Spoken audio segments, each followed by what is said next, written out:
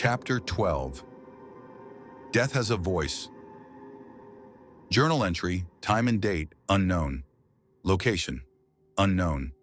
Hope dissolved away like granules of sugar in a boiling recipe of despair. A scene of familiar horror came tearing back into my reality. One of the creatures moved its hand over my face. A fine pink mist of stimulant trailed behind. Just then I realized I had seen this pink mist before. When I went to see Dr. Karington, it was the same pink mist present after arousing from my hypnotherapy session. I didn't know it at the time, but the mist had woken me up then, just as it was jolting me into consciousness now. They were forcefully rending me from unconscious moments of my sacred memories and then stimulating me back into their torturous playground. I can't explain the feeling of sadness that was welling up inside of me. Those memories were being used as a sort of nostalgic hostage. I knew at this moment that they were trying to not only retrieve the code from me, but perhaps trying to remove my memories. And Kate, my Kate, I worried they had gone after her too. I hoped that I would not see her in this awful place. I don't know what I would do seeing her here.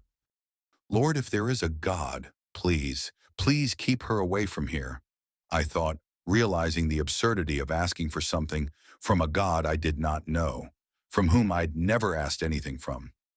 Big Ugly was glaring at me, his hands still around my neck and his triangle shape now glowing more brilliantly than ever. I heard his voice in my head, this time in English. "You are going to die," he said in my mind. The voice, as always, had a digital quality to it. It sounded like it was being stretched through a spectrum of different channels, different wavelengths. One of the alien creatures suddenly appeared by my side, almost looking as if he floated in. My eyes met his. He grabbed my left arm and in a wide arc sliced it open with what appeared to be a claw. I screamed out in agony and was quickly silenced as one of the alien creatures filled my mouth with a red gel. It tasted like dirt and rotting vegetation, like death. The one who had done the slicing put something into my arm. He brought forth a small, pen-sized object with a red light coming out of the tip. With one pass, the slice in my arm was completely healed, leaving the alien device inside. What the hell had they put inside me?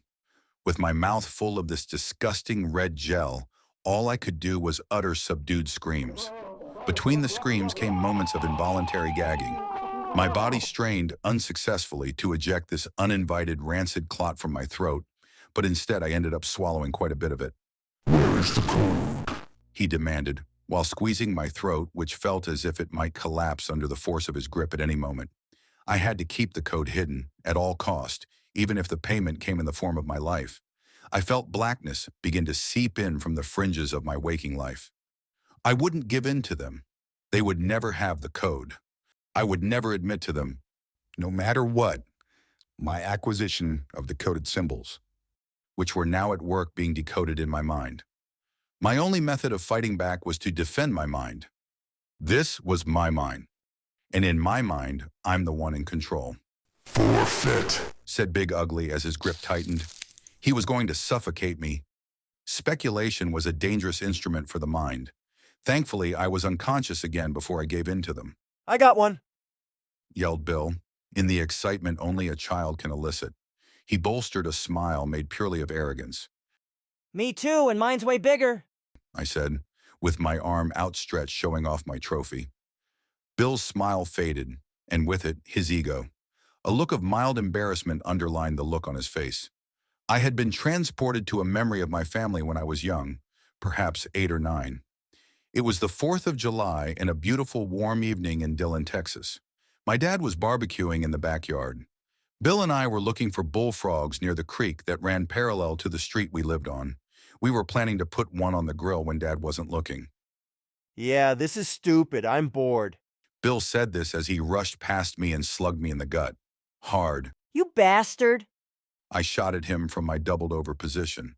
"Ooh, I'm telling Mom." Bill squawked at me as he started to run towards the house. I knew Bill wouldn't tell on me, just as I knew I wouldn't dare slug him back. Bill was never as good as I was at, well, anything. I had excelled in school and had many redeemable talents. Bill's only talent was making fart noises from his sweaty armpits in front of the guys, while simultaneously disgusting nearby girls. I knew from an early age that Bill would probably not amount to much, and as it turned out, I was right. Later that night, we gathered at the family table and enjoyed a magnificent meal. Ribs, chicken, smash-os, which was mine and Bill's word for mashed potatoes, and hush puppies. After dinner, we went out back to light fireworks. Dad had a connection from work, and we always got the good stuff, which meant the illegal kind. Bill and I ran back and forth to the detonation area Dad had cleared for us. We lit off M80s, fountains, rockets, and our favorite, the Red Dragon, which shot off a series of missiles that exploded in the air. It's my turn to light it, Bill. Give it to me. I demanded. Get back, dummy. This one's all mine. Bill said, stiff-arming me and giving me a look of annoyance. There was one thing Bill bested me at, his strength. Dun, dun, dun, dun, dun, dun, dun, dun, dun. He marched to the detonation area, humming the Imperial March theme from Star Wars. I didn't care. It was too good of a night to indulge my frustration. Instead, I ran back to Mom and Dad, who were embracing, and I think I even saw them kiss, Gross. which retrieved a laugh from Dad. It was one of very few nights we'd have as a family. Well, a happy family anyway. After the fireworks, we lounged in the living room, watching the modern revival of the Twilight Zone and throttled down Rocky Road ice cream. You unlock this door with the key of imagination. The TV projected. Beyond it is another dimension. A dimension of sound. A dimension of sight.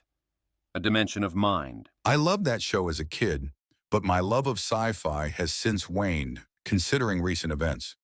There were no arguments that night, other than an older brother's privilege to beleaguer his younger sibling. The night was perfect.